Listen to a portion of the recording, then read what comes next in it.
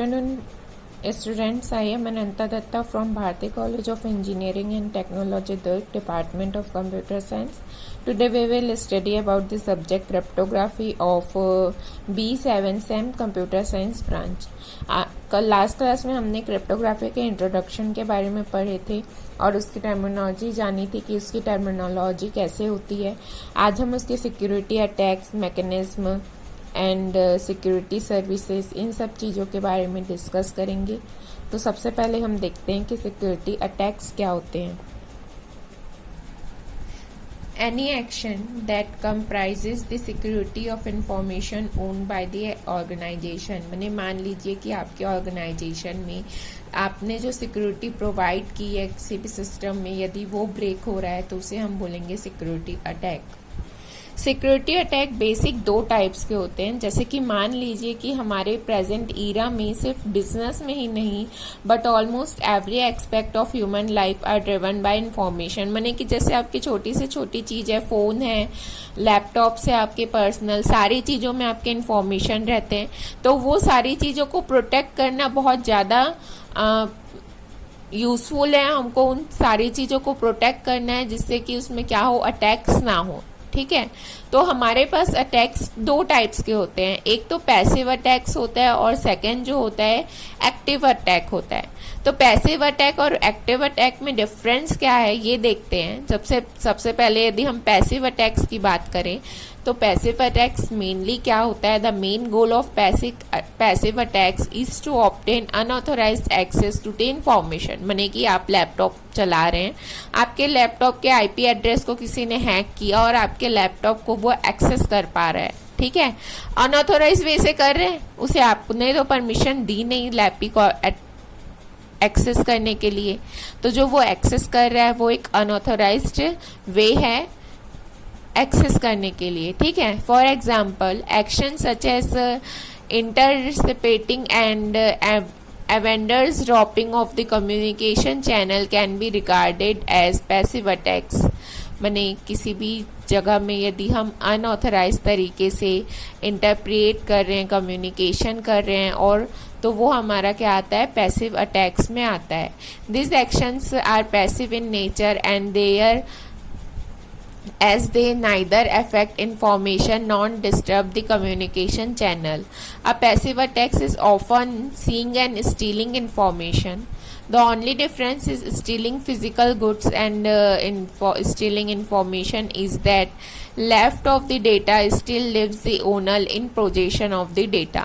Passive information attacks is more dangerous than stealing of goods as information that can be unnoticed by the owner. मने passive attacks होता क्या है कि आपके laptop में या आपके किसी भी पर्सनल फ़ोन में या डेस्कटॉप में कोई आया, किसी ने अटैक किया, अटैक करने के बाद क्या होगा, उसने सिर्फ डेटा की चोरी की। ठीक है, कुछ उसमें वर्क नहीं किया, इसलिए ये डेंजरस ने माने एक तरह के से बोलेंगे तो इसमें क्या होता है कि वो आपको कोई हार्म नहीं पहुंचाता है, एक तरीके से वो सिर्फ आपकी इन्फॉर्मेशन को स्टील करता है, आपके इन्फॉर्मेशन को वो स्टोर करके अपने पास रख देता है।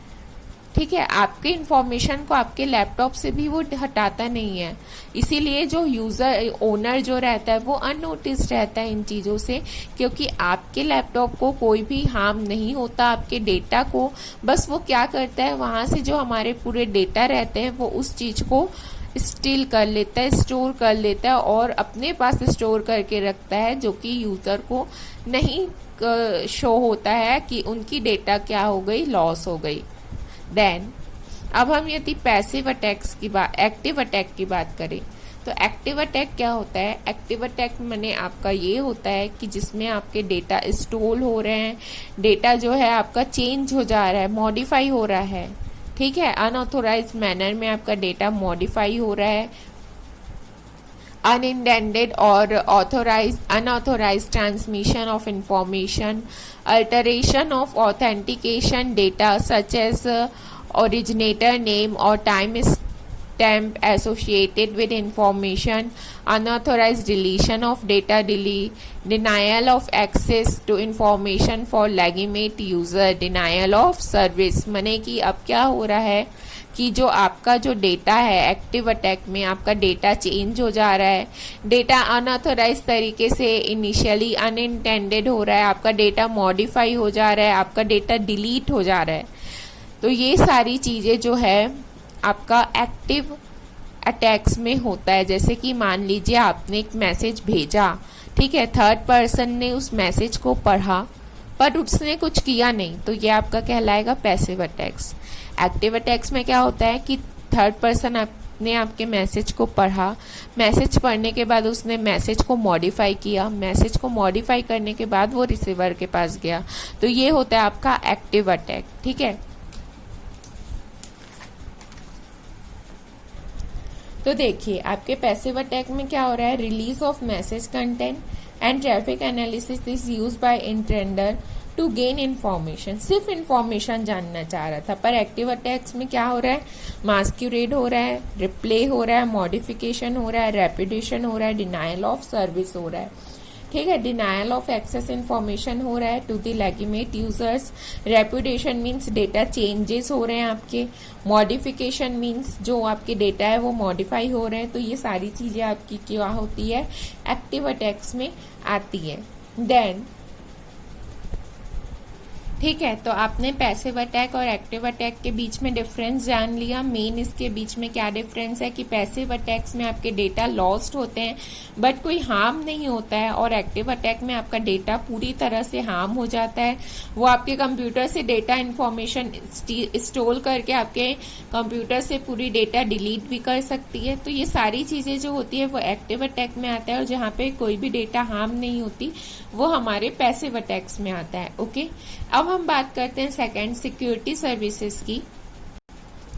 सिक्योरिटी सर्विसेज में हमारे मेनली 5 टाइप्स आते हैं, data confidentiality, data integrity, authentication, non reputation and access of control.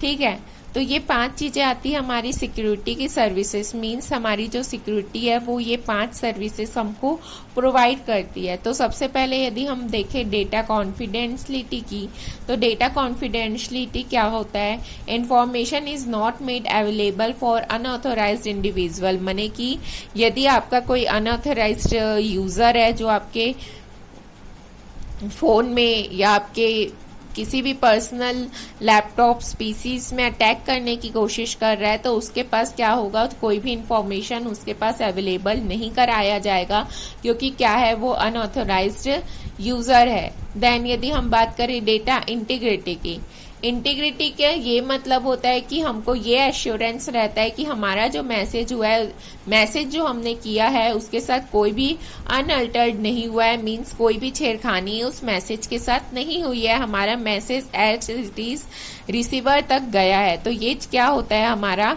Data integrity होता है। मीन्स हमारा जो मैसेज है वो इतना कॉन्फिडेंशियलिटी रहता है कि वो कोई भी उसमें चेंजेस नहीं होते, और वो एज इट इज किसके पास जाता है, रिसीवर के पास। देन थर्ड आता है हमारा ऑथेंटिकेशन आता है हमारा थर्ड पॉइंट। ऑथेंटिकेशन में क्या होता है, assures recipient that the message is from this source that it is claim to be form. मने ऑथेंटिकेशन में आपको इतनी ऑथेंटिकेशन रिसिपिएंट के पास रहती है कि जो मैसेज आया है वो आपके सोर्स के पास ही आया है, सेंडर के पास से ही आया है, ये किसी और थर्ड पर्सन ने आपको मैसेज नहीं किया है। जैसे मान लीजिए पीयर टू पीयर नेटवर्क रहता है, यहाँ पे पीयर टू पीयर कनेक्शन रहता है जिसमें मैसेज जो है सिर्फ सेंडर से रिसीवर तक जाता है, और ये चीज ऑथेंटिकेटेड भी रहता है। देन आपका फोर्थ पॉइंट आता है नॉन रेपुटेशन। नॉन रेपुटेशन में क्या होता है कि हमारा जो डेटा रहता है हम उसको डिनायल ऑफ सेंडिंग और रिसीविंग द कम्युनिकेशन से हम उसे प्रोटेक्ट कर लेते हैं। मीन्स यदि मान लीजिए आपके पास मैसेज आया, मैसेज आने के बाद सेंडर ने कहा कि ये मैसेज तो मैंने किया ही नहीं है, तो ये वाले जो चांसेस रहते हैं, या रिसीवर ने बोल दिया कि मुझे मैसेज मिला ही नहीं है, ये वाले जो केसेस रहते हैं नॉन रेपुटेशन में नहीं होते हैं। आप कुछ भी डिजिटल सिग्नेचर या किसी चीज से वो मैसेज ऑथेंटिकेटेड रहता है, जिससे हम ये बता सकते हैं कि जो मैसेज है हमारा वो कहाँ से आया है, सेंडर के पास से ही आया है या रिसीवर ने मैसेज रिसीव कर लिया है। Then access control. Access control क्या होता है? Controls who can access the resource under what condition, माने कि आपके कंप्यूटर को या किसी भी, जैसे कंपनी है तो वहां के कंप्यूटर को किसने एक्सेस किया, कौन सी कंडीशंस थी जिसमें उसने उस कंप्यूटर को एक्सेस किया। तो ये सारी जो चीजें हैं वो हमारे एक्सेस कंट्रोल के अंदर आता है कि कोई भी चीज यदि कोई एक्सेस कर रहा है तो उसकी पूरी डिटेल्स रहती है कि कौन उसे एक्सेस कर रहा है, किस कंडीशन में वो उसे एक्सेस कर रहा है। तो ये सारी चीजें जो रहती है ये हमारी सिक्योरिटी सर्विसेज के अंदर आती है। ठीक है, अब हम थर्ड देखते हैं, सिक्योरिटी मैकेनिज्म। सिक्योरिटी मैकेनिज्म क्या होता है? सिक्योरिटी मैकेनिज्म के बारे में हम पढ़ते हैं हम कि हमारा सिक्योरिटी मैकेनिज्म क्या होता है। इसमें हमारे 5 पॉइंट्स आते हैं: encipherment, data integrity, authentication on exchange, digital control and access control. ठीक है, तो सबसे पहले क्या हम देखते हैं encipherment. Encipherment is a process of translating plain text into cipher text. जैसे कि हमने फर्स्ट में पढ़ा था, प्लेन टेक्स्ट जो हमारा है वो साइफर टेक्स्ट में कन्वर्ट होता है। तो ये वाला जो प्रोसेस और रहता है ट्रांसलेटिंग का, जिसमें कि हम प्लेन टेक्स्ट को साइफर टेक्स्ट में कन्वर्ट करते हैं, उस प्रोसेस को हम बोलते हैं encipherment. The use of mathematical algorithms to transform data into a form that is not readily intelligible. ठीक है, तो जो मैथमेटिकल एल्गोरिदम्स रहते हैं ट्रांसफॉर्म करने के लिए डेटा को in a form is not readily intelligible. Cryptography technique is use for enciphering. ठीक है, जो क्रिप्टोग्राफी की टेक्निक्स रहती है वो एनसाइफरिंग के लिए यूज होती है। देन यदि हम डेटा इंटीग्रिटी की बात करें तो डेटा इंटीग्रिटी हमने अभी देखा था कि डेटा इंटीग्रिटी क्या होती है। सिक्योरिटी सर्विसेज में हमने देखा था कि हमारे जो मैसेजेस है वो अल्टर्ड नहीं होते हैं, वो उसी वे पे रहते हैं, उसे हम बोलते हैं डेटा इंटीग्रिटी। ठीक है, उसके बाद जो हम डिजिटल कंट्रोल बोल रहे हैं, डिजिटल कंट्रोल का मतलब ये होता है कि हमारे पास जो भी मैसेजेस हैं या जो भी चीज़ें हैं वो डिजिटली कंट्रोल हो, या तो आप उसमें डिजिटल सिग्नेचर्स यूज़ करें, जिससे कि क्या होगा, वो हमारे जो मैसेजेस है वो माने प्रूफ रहेगा कि हमारे पास क्या है, मैसेज जो है हमारे डिजिटली वो क्या है, डिजिटल कंट्रोल्ड है। उसमें हम कुछ सिग्नेचर्स कर देंगे या कुछ ऐसी चीज़ें उसमें कर देंगे कि हमको क्या रहेगा, वो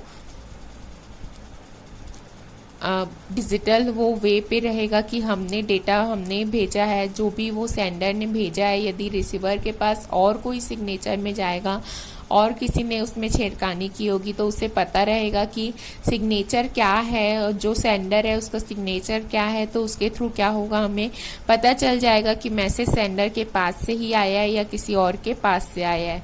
then access control. Access control हमने अभी देखा था कि एक्सेस कंट्रोल क्या होता है। एक्सेस कंट्रोल में हम क्या करते हैं कि जो भी आप हमारे रिसोर्स को एक्सेस करता है हम उसे कंट्रोल करते हैं। ठीक है, माने उसका पूरा रिकॉर्ड रहता है कि किसने हमारे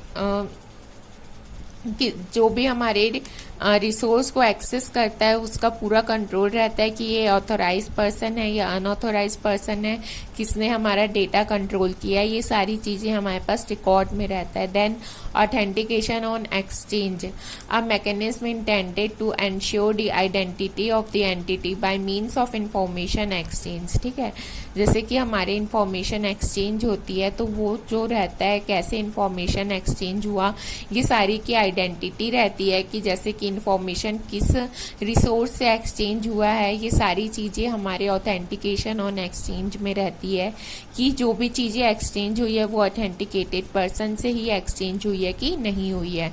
तो आज हमने ये 3 टॉपिक्स देखे, security mechanism, security services and security attacks, कि तीनों कैसे क्रिप्टोग्राफी में यूज होते हैं। सिक्योरिटी अटैक्स मीन्स कितने टाइप के अटैकर्स होते हैं, कितने टाइप के अटैक्स होते हैं, मेनली 2 टाइप के अटैक्स होते हैं, passive attacks and active attacks. ठीक है, पैसिव अटैक्स हमको कोई हार्म नहीं करते, बट एक्टिव अटैक्स जो है वो पूरे डेटा को मॉडिफाई, चेंजेस, डिलीट कर देते हैं, अल्टर कर देते हैं। तो ये सारी चीज़ें हमारे अटैक्स में आता है। सिक्योरिटी सर्विसेज में कुछ क्या क्या सर्विसेज हमको क्रिप्टोग्राफी में प्रोवाइड होती है, जैसे कि data confidentiality, data integrity, authentication, non reputation and access control.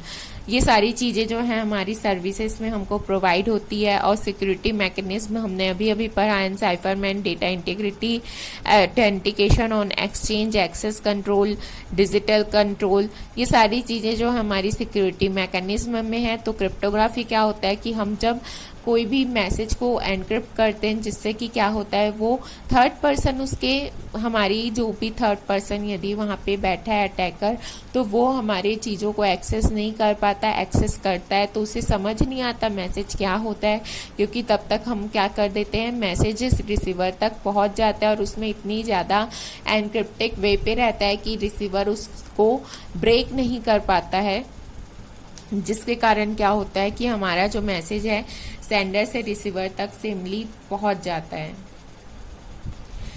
ठीक है, तो I hope you will understand. Next class में हम पढ़ेंगे कि हमारे मॉडल्स क्या है नेटवर्क सिक्योरिटी के मॉडल्स के बारे में हम डिस्कस करेंगे। और जो हमारे जो टेक्निक्स है क्रिप्टोग्राफी में, एल्गोरिदम के जो टेक्निक्स है वो टेक्निक्स के बारे में हम डिस्कस करेंगे। Thank you.